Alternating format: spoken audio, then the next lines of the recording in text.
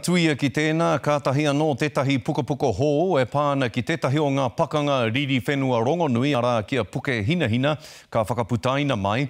Hei tā rapaira tāwhai, nā tētahi mātanga hītori pakanga me tētahi uri o ngā tūpuna i pakanga i taua pakanga, te pukapuka nei i tuhi. Nā reira kāre e kore, ka noho tā ngā manawa tēnei pukapuka nei ki ngā uri whakatipu, haere ake nei, haere ake nei. He hitoria kua tuhia ki ngā whārangi nei. Lots of people say, well, you know, so what, you had a battle and the British walked away and won, etc., etc., etc. But this is quite a different story.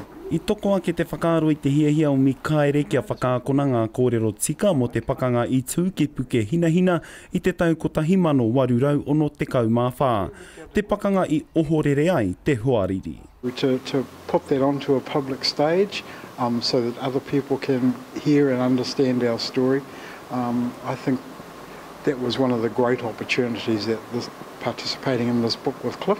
Hei tāna I aia e kurāna I he te whakaakoa ngā kaiako I ngā kōrero mo te pakanga, nō reira rāua ko Cliff Simmons I whakaputa I te pukapuka hou nei. I wrote about the Battle of Gate Pa and looked at some of the stories that have been told about the battle and tried to analyse the battle in a bit more detail and understand the way the fortification was built and what the aims of both of the military commanders were. He neke atu I te toru tekau uri Māori I mate, he oi he toru tekau mātahi hoi anō piritana nui I mate anō hoki.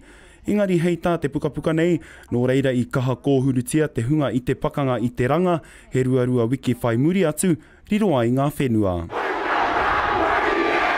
E haere koana te tokorua nei kua puta tēnei pukapuka, he moe a kua tutuki. It was a labour of love in many ways, but it's also, I think, a reflection of the obligation that I have to talk about my tūpuna and how they were affected by these events. Hei te haurua I te rima te pōnei ka rewa I te pukapuka ki te marea, rā paira tāwhai te karere.